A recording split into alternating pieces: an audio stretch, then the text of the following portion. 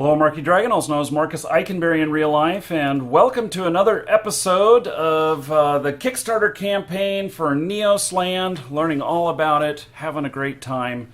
We're not quite to the horse dung yet, but we're working our way towards it. Let's see here. For those of you who don't know, what I'm talking about is the daily rewards, and it's on the Kickstarter page. Is it 30 rewards, Jacques? Sorry? There's 30 rewards right now, right? Yeah, that's correct. And Yes. so if they do it today, they get all 30. As long as it's what level to get all 30? What dollar level? Well, it depends, right? We were thinking of cutting it down. If you do a $10, we won't be giving you full 30, but I don't know. We might change that very soon, I think, and just whoever pledges on whichever day, you can change it. Because we don't know that you can change your pledges later too, right?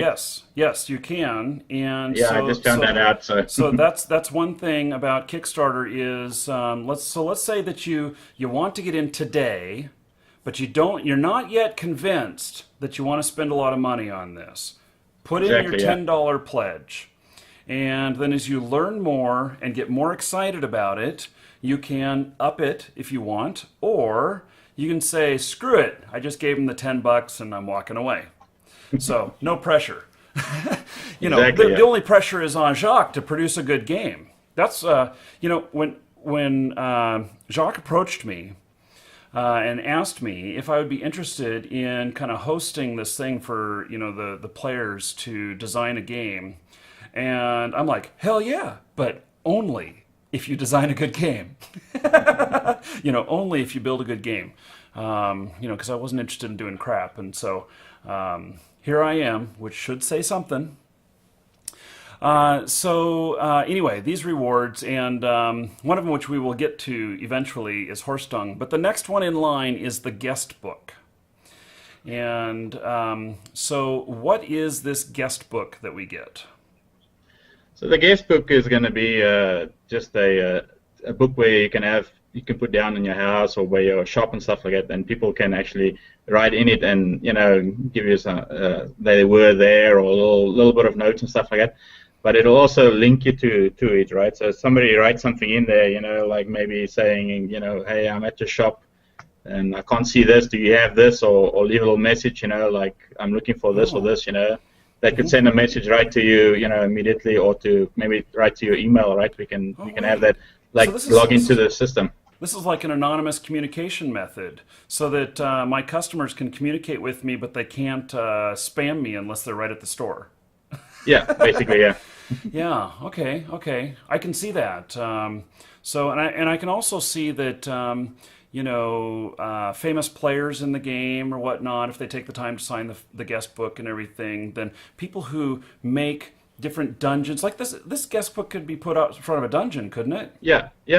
And so, like at the dungeon entrance, the people who have tried, and on my way, so I could sign it saying I was here, I tried it, and then on my way back out, I can say I failed.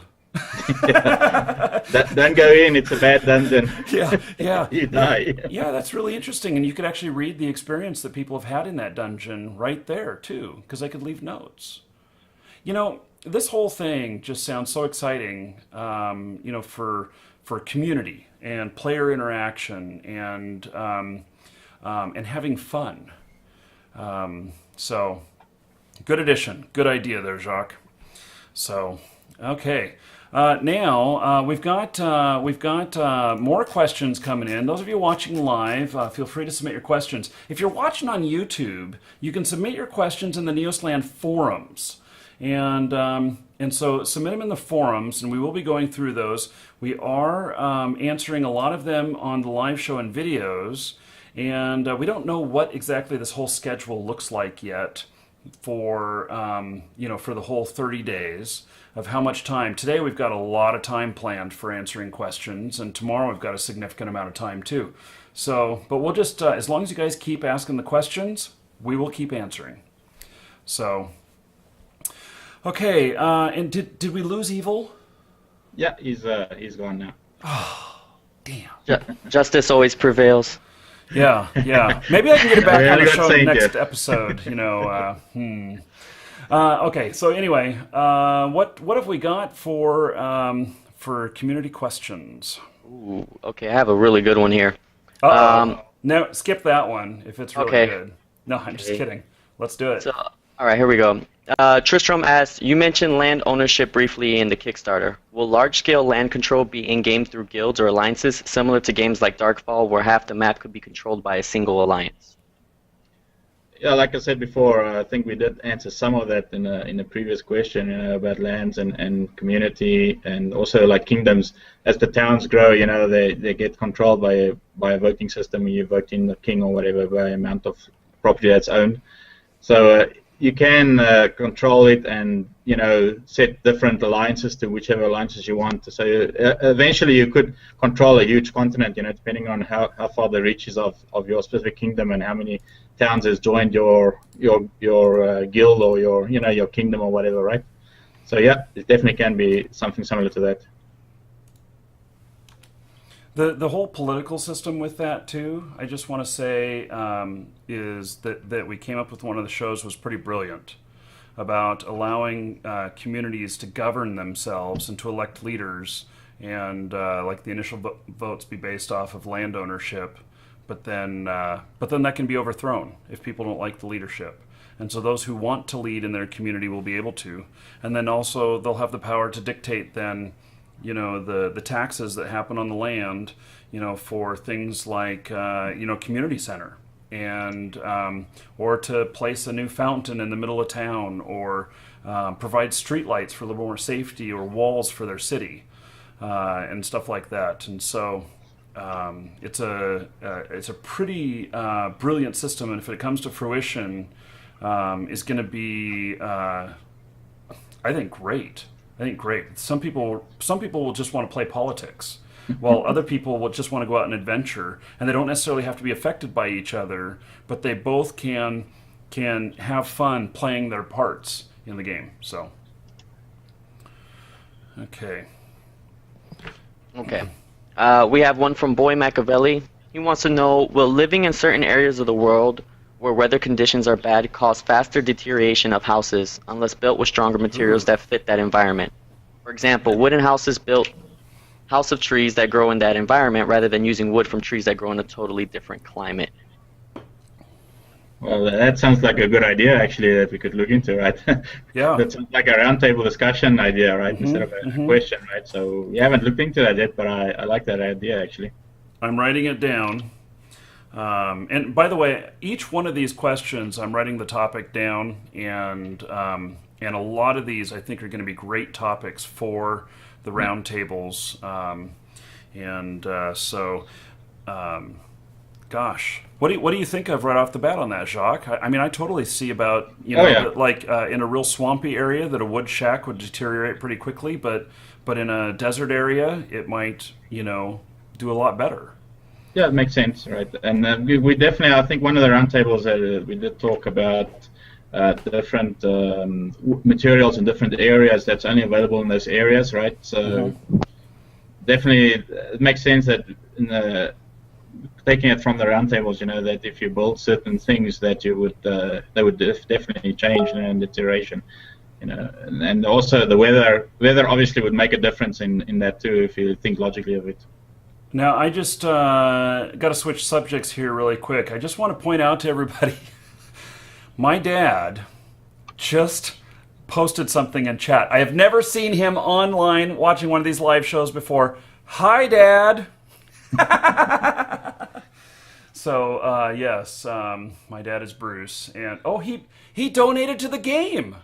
How awesome is that? How awesome That is is really that? awesome. I'm not sure. He's 70 some years old, so he's probably the oldest player in the game at this point. He's the wisest one between us all. Yeah. So, yeah. Okay. Well, awesome. Yeah. Yeah, you have to add him to a house now. You know that you have to get a bigger house now, Marky. Sorry. Oh, so that Dad can live with me in his old age.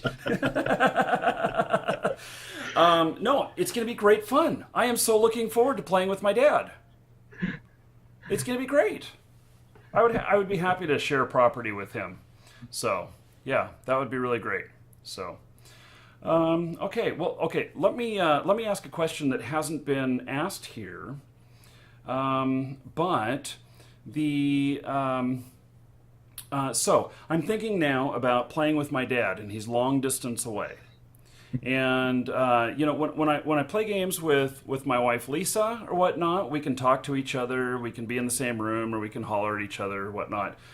How do you envision communication working in game? Will we have any voice abilities in the game? We did look at that, and the biggest thing we found many times with other games as well is the people like games that create voice systems right in the game. They don't really last because people have got their own ways, like with Skype, and their own different types of voice stuff that they want to add in, right? So putting it right in the game doesn't really make sense at all, really. Actually, let me be devil's advocate here. I would love it if when people came into my shop that I could just push T to talk to them, and they could do the same thing and not be part of my group. That could be a good idea, to put in, yeah. At least local. That could be a good idea. At least local. Maybe adding your friends, right, that's in the game. Well, we've got TeamSpeak and stuff like that, like you mentioned. But certainly the people who you don't know, who are entering your area, I don't want to have to give them a TeamSpeak IP all the time to talk to us. And I would like it. I'll donate an extra $20 if you'll add it in. Well, if the community likes it, then we'll definitely be looking at adding it in, right? Yeah. So that's a very interesting idea, Marcus. If you're entering a different zone, you are entering a different TeamSpeak channel or something like that. Should be possible, I think. Oh, actually, we might be able to use TeamSpeak like that with an API, but I want it to be simple for everyone. You know, because really, you know, the game. It's just like sales that you do and everything. I mean, I do a lot of sales and everything. You have to make it as simple as possible, as few steps as possible to get to the end item, and you'll have more success. You'll get more engagement. And maybe we can add it to the guest book. And they basically, when they click on it, they could leave a video message and say, and then they'll be going, "Marky, you're such a screw up." Or when they click on a guestbook, they could be talk directly if you're online, and then they can ping you, and you can decide if you want to say hi to them or something. Oh my God! And there's another phone app. Yeah, exactly. I could totally have it running on there, and then my phone could ring, and I could know that it's the game, and I could say, well, I'm not going to answer it right now, but or I could say, yeah, sure, I'll talk to a customer. Wow. See, this is the whole brainstorming thing and stuff that we haven't seen in any other game. Where in any other game have you seen to where, you know, a chat, you know, they walk into the store, they access, you know, voice via the guest book or something like that and say, I want to call Marky, my real phone makes a noise, I put on my headset, I start talking to him, or I, you know, log into the game and chat with him right next to him. So... it's already existent, that system. It's already existent. It does? Heroes and Generals, the game can be managed over the mobile device completely, including chat client and so on. Then I'm just not learned, and I'm just all excited about something that already exists. So if it already exists, then that makes it easier to put into the game. Possible, yeah. Yeah, I mean, the idea behind it is great, because if you're on tour, like traveling from work to your home location, you can easily answer on questions and requests. Yeah, wouldn't that be interesting? New materials and stuff. Brian, you frequently take the train to and from work, right? Yes. So you could really be talking to customers in the game while you're taking the train. Yeah. Or even on the train station. I would say 50 days at least we have train problems here. So the trains are not coming for hours. So I wait at the train station. So it's a very easy thing and a very good solution. So you can keep up the contact with the clients and your customers. The ideas are endless with this. Definitely, yes. Yeah. Okay. Well, thanks, Dad, for bringing up that topic. Okay, what's next on our list? Okay, I have a question here from Fez. This is more about land prices and everything. He wants to know, will land prices go up exponentially the more you buy, so one player can't own huge amounts of land, but multiple guild members can join them together? Yes, that's been covered on the roundtables as well, and to prevent massive amount of lands being bought. So yeah, it will be going up. Not I wouldn't say exponentially, but per grid size. Every time you buy something, the pricing will go up a little bit for you to prevent that, right? So something like, for an example, like you own 10 squares of land or whatever, and they may cost 1 tax per square. But then if you were to increase that to 20, maybe they'd cost 1.5 per square or something like that. Yeah, something like that. Yeah. What do you envision? I know that in the Kickstarter you list, the biggest package is like $2,100, and it comes with 120 squares of land. What do you envision really might be the biggest size of land that somebody might own in the game? Oh, I got no idea on that one. It could be very, very big, depending on how much people want to spend right and get into it. So it could be very big. So 100 squares of land. You've run around in the game or whatnot, but like if I put all 100 squares in a row, how long would it take me to run from square 1 to square 100? The sizes is per 4 feet to scale. So it's easy to work out every. I think it's 4 feet or 4 meters. Give me 1 sec. So it'd be like 400 feet. Yeah, something like that. So it'd be like the equivalent of somebody walking a city block. Pretty much, yeah. Yeah. Okay. I need more land than that.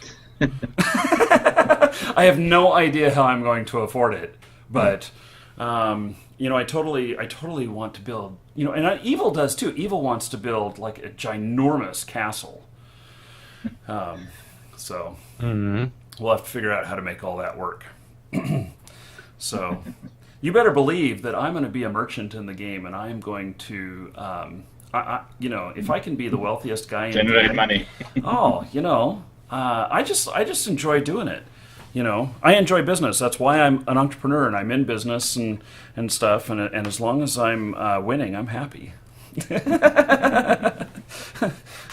So, okay. Let's see. We got time for one more question. Okay. This is from Spec Ops TV. He wants to know, are the servers that are going to run Neo's Land be located on data centers across the world, given someone from Netherlands can play without lag with someone from the US? Well, the servers they're looking at is going to be like cloud servers and so on. It's an easier system to place in, and depends on which cloud servers we use, like Amazon or one of those. So they pretty much got locations across the world, so that it'll be easier to log into it. So definitely you can log into closer servers to you, I think. And let me give a shout out to a program called What the Fast. They're at whatthefast.com/MarkyDragon.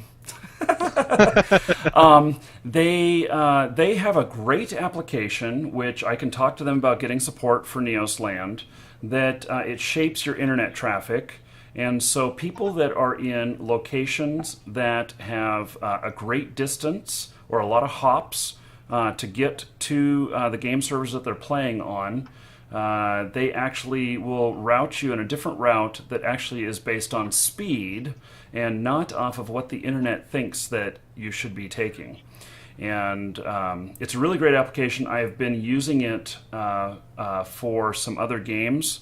And even in servers, I'm in Florida and I'm connecting to servers that are in LA, and it's giving me a 30% speed increase. So, wow. Yeah. So I haven't done testing overseas with it yet, but I expect that that it'll have quite an impact. And in fact, we'll be coming out with trial